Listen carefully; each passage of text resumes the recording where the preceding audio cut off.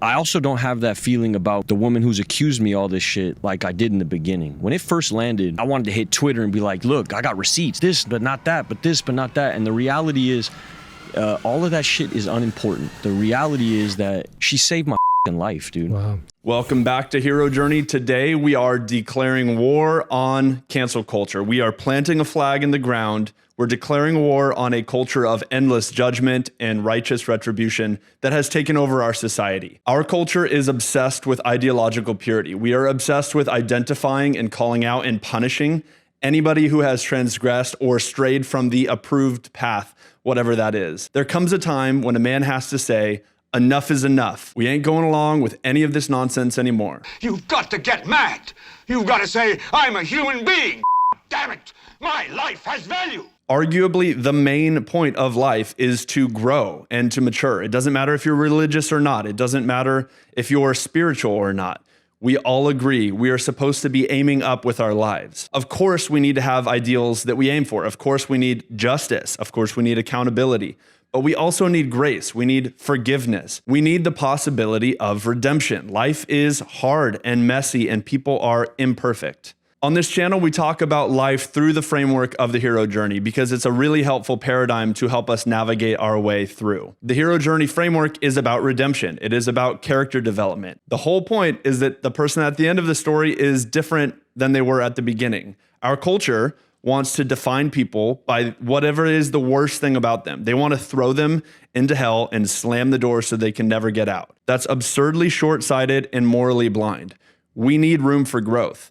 That's the story that we're in. That's what all of the stories that we tell are about. At some point in your life, you are going to find yourself in a place where you've made some wrong turns and you've ended up somewhere that you don't want to be. If there is any hope for us as individuals or as a society, we need a way back. We're human beings, damn it. Our lives have value. And so today's video is a declaration of independence from the forces that want to make our lives as human beings unrelenting, unyielding, and unforgiving. It's a call to remember the big picture, to reestablish the value of charity. And above all, it's the celebration of the road back from the abyss. In this video, we're going to be watching clips from a beautiful conversation between John Bernthal, who's an actor and host of Real Ones podcast, and Shia LaBeouf. Now, if you're unfamiliar with his story, Shia has had quite a ride over the past decade or so with a series of scandals that culminated in a lawsuit that was filed at the end of 2020 by his ex-girlfriend, who was claiming physical and emotional abuse. Very quickly, his life collapsed. The conversation that we're watching today is about that experience and how it became the best thing that ever happened to him, and in his words, saved his life. A couple of notes before we dive in. There is a lot of cursing, so if you're around kids or if that bothers you, this is your fair warning. Also, the story jumps around a lot over the course of about a 2-hour episode, so I'm taking a little bit of liberty in the order of these clips. I've done my best to try to get down to the essentials for the purpose of this conversation. If you're interested to hear the whole story, go watch the full episode. With all of that out of the way, let's dive in. You know, I had no love in my life. I had no purpose in my life. My whole purpose, as you know, was just craft. It was just, I'm going to be good at this thing, and that's all that I have. The only thing I care about in life is being a good actor. And that's such a vapid, shallow existence. And 3 emotions that I toggled between, which was, I would feel anxiety, depression, and excitement. And I thought excitement was joy, and I thought lack of depression was serenity. Peace, yeah. And I had no spiritual life. I had I was bankrupt spiritually. And I always thought that a woman being into me was tied to this business. So like, I think about why the business and the industry was so important for me, and it really has almost very little to do with the craft itself and the spiritual nature of what the craft can be. For a great swath of time, it had to do with, this is how I define myself. This is where I build my ego so that I can go in and pursue these things that will, these feelings that will absolve me from the very real feeling that is continual loneliness and the feeling of being not enough, and the feeling of constantly comparing yourself to other people. And what that does in a relationship is it makes you controlling and fearful and manipulative. Okay, so what Shia is talking about here is the basic state of human experience. We all feel lonely. We all struggle with feelings of not being enough. We all compare ourselves to others. We all validate ourselves through the success or the status that we're able to grab onto. Every one of us is different, and you are going to struggle with some of this stuff in a different way than other people will, but these are all fundamental human struggles. When it first hit, it was like, you know, I wanted to air it out and talk about specifics, and like, none of it really matters. You know, I hurt that woman, you know, and in the process of doing that, I hurt many other people, and many other people before that woman. You know, I was living my life. I was a pleasure-seeking, selfish, self-centered, dishonest,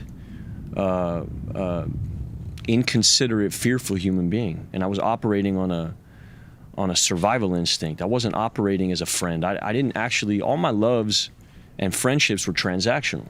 You know, I fucked with you because we worked together and I experienced great pleasure in that working situation. You know, when I look back at the friendships, people who dipped or don't talk to me, these were also part of the same kind of transactional relationships. I didn't actually understand what love was. You know, I didn't know what friendship was. I'm not trying to do a pity party thing. I was raised very specifically in my father would tell me stuff like, you know, your life is your life, son.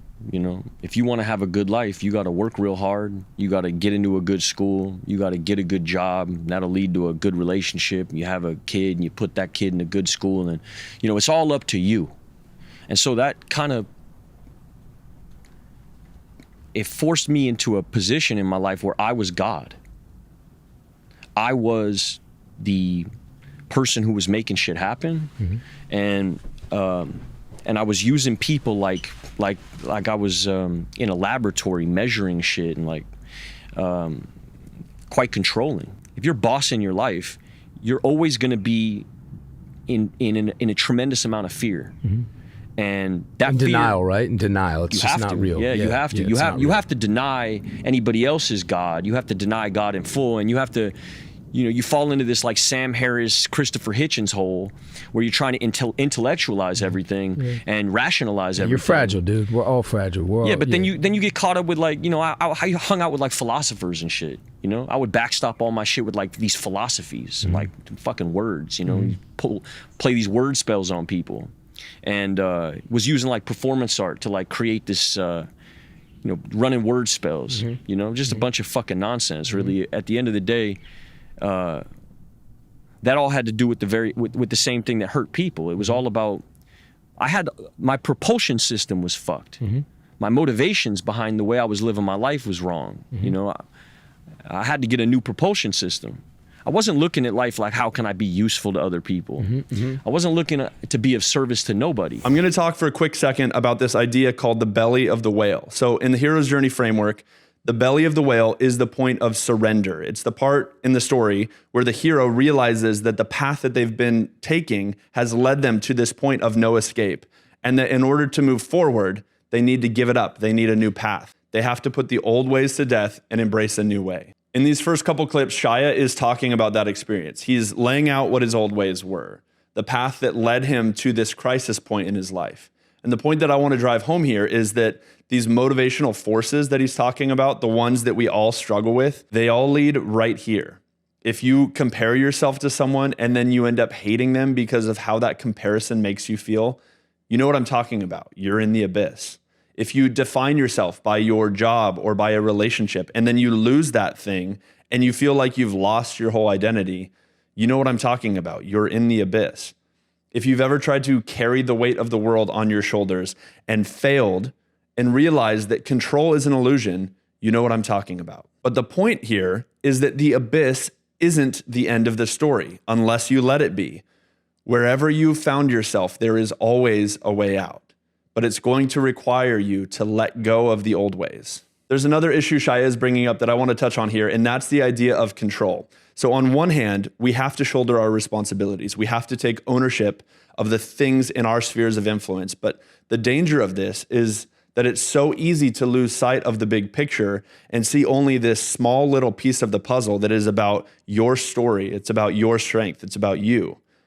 It's easy to lose sight of the fact that everything that we have is a grace. Everything that we have is a gift. And yes, you need to take responsibility. Yes, you should be working for something that's beyond yourself, but you're not God. You can't control everything.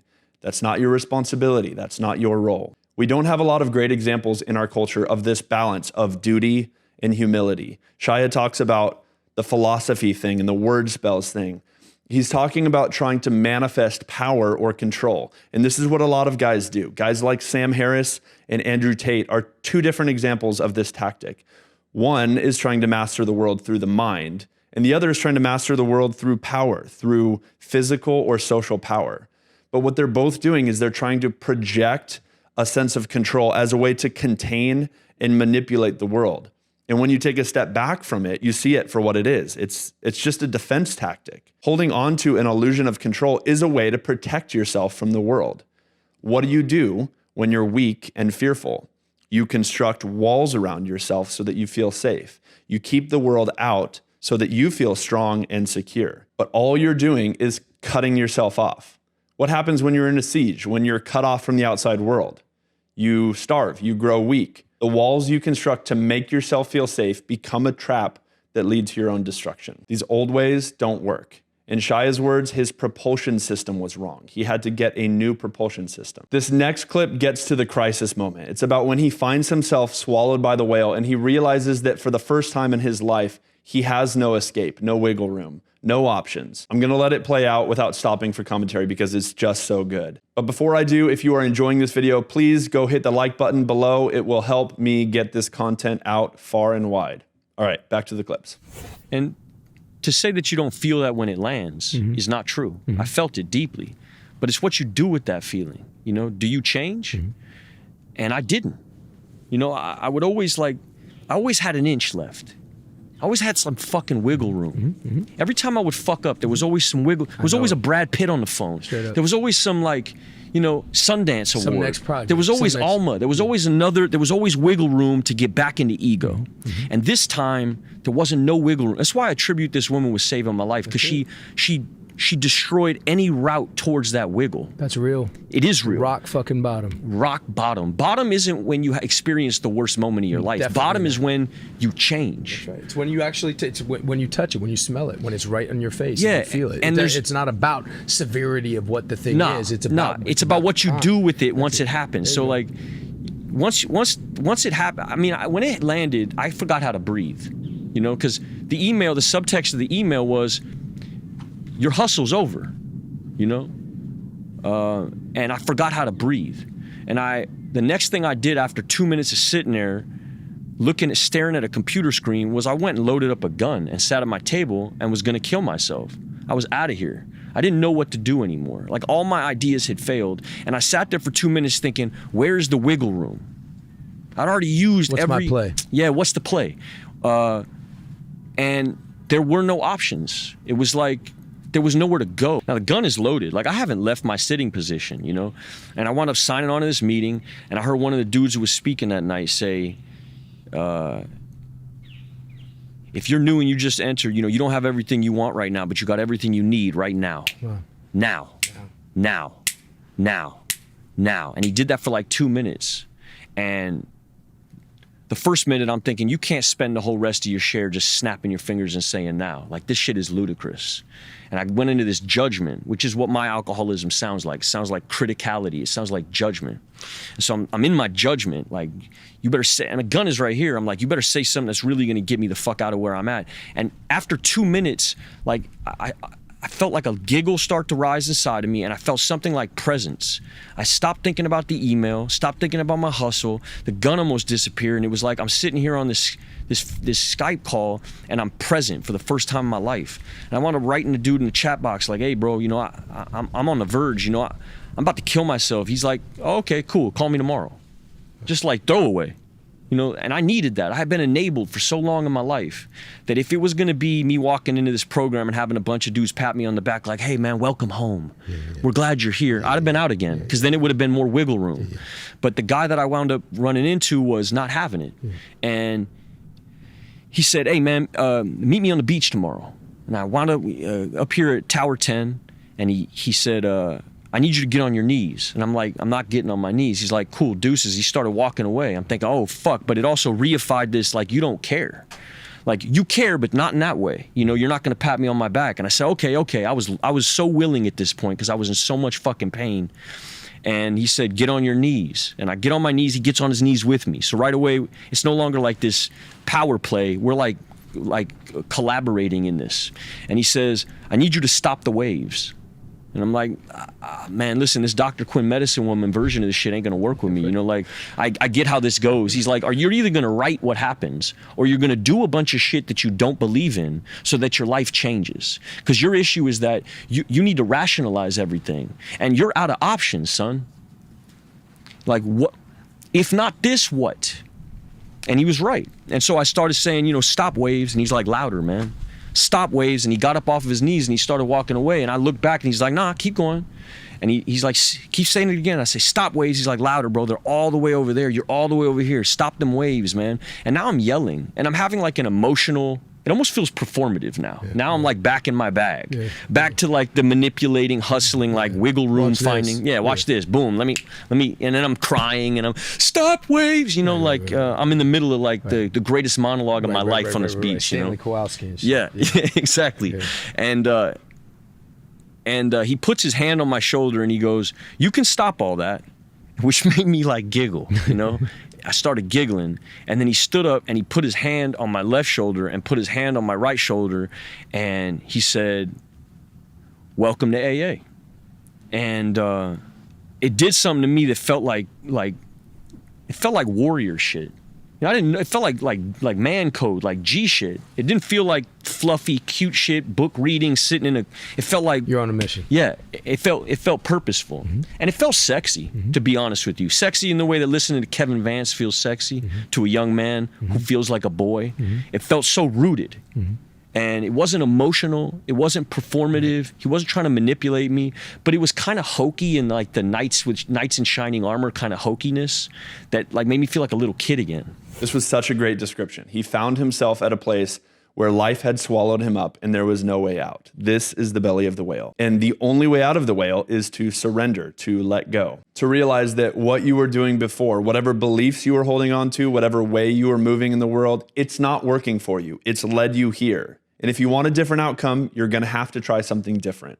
And that's what this guy lays out for Shia. And the beautiful and miraculous thing about life is that when you do this, when you surrender, when you get yourself off of the throne, when you let go of the old ways, you discover that life has opened up for you. There is always a way out. There's one more important piece to add here, and it's this. Rock bottom doesn't have to be rock bottom, meaning you don't have to let your life completely implode before you decide that what you've been doing doesn't work. If you're going the wrong way, the sooner you turn around, the easier your life will be. The sooner you turn around, the more you'll avoid the suffering that's ahead. And this can be applied to every aspect of your life. The sooner you stop eating crap, the sooner you'll start feeling better. When you're fighting with your wife or your husband, the sooner you choose a little humility, the sooner you'll find a path towards peace. The sooner you stop trying to change your mother-in-law, the less time you'll spend stressed and miserable, and the sooner you can get onto something a little bit more productive. And I go on to this other meeting. Now, the whole time I've been doing this for the first 5 days, I'm on the phone with a lawyer.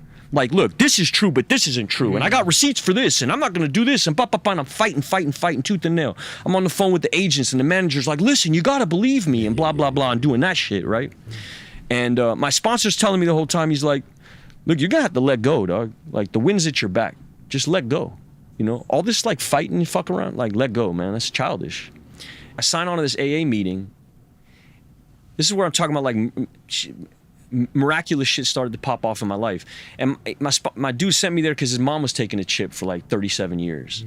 And the woman who took a chip right after his mother was the woman I lost my virginity to, who when I was 19 years old, I held a knife to her neck. And everything in that moment, it felt like I heard God's voice say, I'm everywhere. You can't run no more. And like my whole fucking, all my planning and like all this like, just went gone. And that really happened, you know? And I remember it vividly. And I wrote her in the chat box like, did my dude tell you to come? Like, do you know this guy and this guy? She's like, nah, I'm in here because my people are getting chips, you know? But it's good to see you. I knew you were on your way here. You know, I hope you get it this time. And so I call my dude up and he's like, bro, you got to let go. You got to let go in full. And I want to get in my car and I drive up to Utah. And I'm in Utah for 3 months. And while I'm in Utah, they take my cell phone from me. And if they didn't take my cell phone from me, I was never going to be able to deal with what I needed to deal with. I had never known how to pray because I could never cultivate silence. I had no absence in my life. Every unforgiving minute was full of some fucking scroll or some more like ego feed, constant, nonstop rotation of this ego thing and that ego thing and just constant fulfillment of like my own personal desires. And they took my phone from me. And just for that reason alone, I would urge anybody to go this route if you're in a situation like mine, just to get the fucking phone out of your pocket. And what that gave me was time to like really assess what had been my operating systems. What had been like the motivational force in my life, which was always me. It was always ego. It was always even the smallest decision to even go into everything, food, to everything you eat, everything was ego. Everything was ego. So here's the big question. What is the motivational force of your life? If it's self, and let's be clear, our culture is obsessed with self. When self is your motivational force, you are on the downward spiral to hell. It's a centripetal force. The cult of self is a star collapsing in on itself. It's not until you give up on the path that you're on that you're able to stop and reverse the momentum. And then instead of the downward, inward spiral into the abyss, you are now on an upward and outward journey to the heavens, to infinity and beyond, baby. The upward and outward journey is the narrow path. It's Christ's 2 greatest commandments: love God and love others. Think about the image of the cross. It's the vertical axis. It's the relationship to the divine, to a transcendent goodness and truth and beauty. It's the thing that our lives are meant to be aiming at. And then there's the horizontal axis, the imminent, the here and now, our relationships with the people in our lives, our responsibility to the world that we live in. Chesterton talks about this too. The idea of self is this endless circle that goes on forever and never goes anywhere. The cross expands outward and upward forever and encompasses everything. I know we're getting a little bit philosophical here, but I wanted to offer you some images that would start to help paint the picture of what we're talking about here, these 2 paths that we're talking about. The question that you need to ask yourself is this: do you want a life that is an endless circle, the life of a downward spiral into the abyss, or do you want a life of transcendence and abundance, the upward and outward journey, the life that is truly life? Okay, I'm cutting a lot of this conversation out here. There's no way to do justice to the next part of his story. He talks about his time with these Franciscan monks, where he comes face to face with beauty and truth and goodness, like capital B beauty, capital T truth, capital G goodness. It is very compelling. If you're interested in this, go listen to it. Before we end, we're gonna watch a couple clips where he describes what life is like on the other side of the belly of the whale. This is kind of part of being a man. It's like, you kind of got to fuck it all up a little bit. I think so. I think part of learning is dying. I think part of learning is you got to die a little bit. Because what is learning? Learning is me giving up on my old shit, my old ideas. Those ideas have to die for me to be open to some new shit. And so me learning how to be a better man, I had to die a little bit. This is what I mean by like, I'm in the tribe of the fuck ups. And I'm like a very public, a very public sinner, very fallible person in the public sphere. And so what I think now my purpose is to not do this like the other examples that we've had of how to navigate something like this, which is to go after the woman or try to like win a court case or like get back into a fucking movie or like get back on it all. You know, my purpose, and I mean this with every fiber of my being, is to be instructive with my life so that I can be an advertisement, like a billboard for a principled way of living, and that this shit on the other side of being where I was is still fucking sexy. It's still glittery. It's still fun. I found my smile on the other side of this shit. I learned how to laugh on the other side of this shit, like genuinely. I found a group of friends around me. You know, I found purpose in my life. Got this little girl, man. I mean, that's like that's even that, as big as that is, that's almost an infinitesimal part of how, and feels almost like some cheesy pre-written version of what's available to a person when they start living towards this purpose.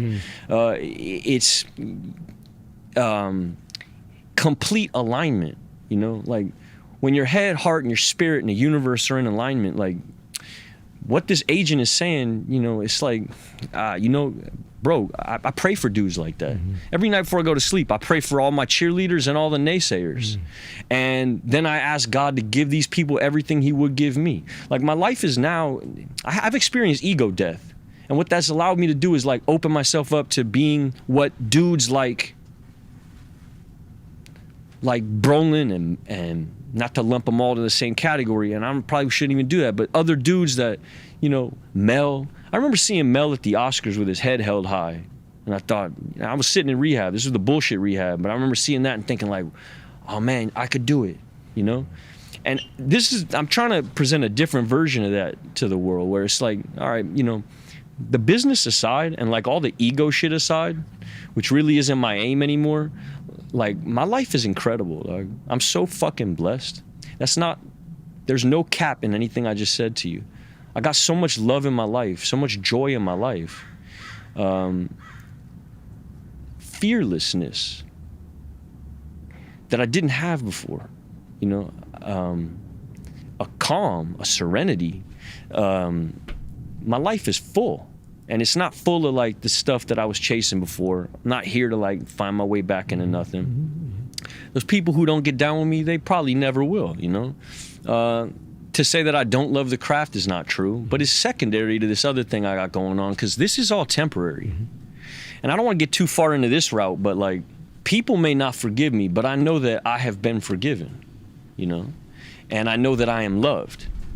And when you really know that in your fiber and on a cellular level, then what people think about you, you know, like, God bless him. So beautifully said, and such a night and day difference from the man that he was describing at the beginning of this clip, where before he was living in fear, now he's fearless, where before he was constantly comparing himself out of a place of not feeling like he was enough, now he's got nothing to prove, where before he used and manipulated people, he's now trying to be of service. He has found a way out of the abyss, and he is following the upward and outward journey that expands out forever. In this next clip, he's talking about his daughter and how someday she is going to have to read about all of the worst stuff that he's ever done.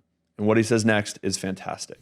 When it does come time for her to be able to assess who her father is, she'll see a man who failed, was a sinner, was honest about it, That's it. Took accountability for it, and then made course corrections. That's it. Changed, and then gave his life to something bigger than himself, and found solace in a program of principles, service, love. You know, that's where I'm aiming at. So I think it'll be a Christmas one day where she just wakes up and goes, damn, Dad's got a lot of friends. Who are these people? And maybe mommy will say, like, you know, Dad had a hand to play in like these people finding the same thing he found. That's what I'm hoping for. This is what it's all about. In a deep and eternal sense, your journey on this earth is about you. What you do with your talent and your opportunities matters. How you cultivate the soul that you've been given, all of this stuff matters. But your story is ultimately not just about you. You are one story in a network of stories that all overlap and weave together. So what is actually at stake by you living this downward spiral of self? Everything. Your life has more of an impact than you can possibly imagine. You have an invitation in front of you to let go of the old way, to step into the new story, to give up the way of pleasure, the way of self, the way of ego, and step into a story of redemption. Redemption for you, yes, but also the redemption of everything. That's the narrow path. Okay, there's one more clip here, and we could make an entire video or series of videos on this last little clip. It's so good. The reason this show is important is because you kind of serve the same purpose that those things on a bigger scale, in a less specified sense, for a lot of dudes that don't have a masculinity ceremony. There's no puberty ceremony in culture. Right. When do you come in as an American man? When do you become a man? When you get a driver's license? Like, what do we do? You 16, we give you a driver's license. Okay, well, wait, like, you get a job? Like, when do you become a man? You become a man when you become responsible for other people. And part of that is taking accountability. Yep.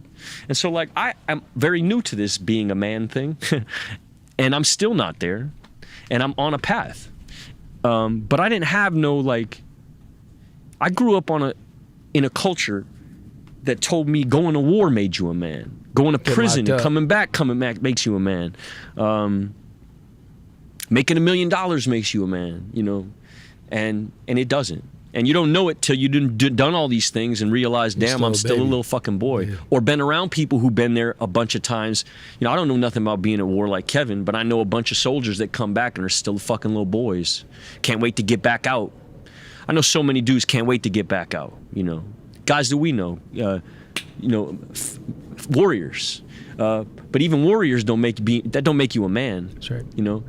Also, my definition of warrior has changed. Me too. Like, you know, I didn't really know what that meant. And really, it's about bringing others back. Mm-hmm. And that's my whole fucking mission, dog, really. Is just to, like, dudes who've been where I've been or something similar, just know it gets better.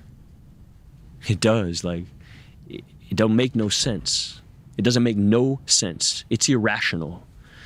It doesn't make any sense on paper that I could have joy in abundance in my life, that I could feel any kind of joy in my life after being what I've been. Mm-hmm.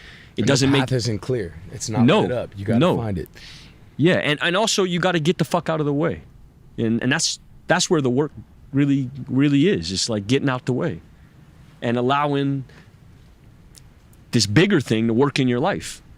Because the bigger thing is working in your life whether you know it or not. And you're either going to let go willingly or you're going to get dragged. But either way, you're going to be humbled in this life. And there's nothing you can do about it. Listen, if any of this resonates with you, you need to hear this. There is always a way back. And there will always be people who don't want you to have that way back. There will always be people who want to find the worst thing you've ever done, find the worst thing about you, find the worst thing about your family, and then hang that scarlet letter like a banner over your life. These people are trapped in their own little spiral of self. They are trapped in their own little hell, and they want to drag you down into it with them. Don't let them have any power over you. Keep moving forward. Keep moving upward. And when you find someone along the way who has fallen, offer them a hand up. Remind them that there's a path forward.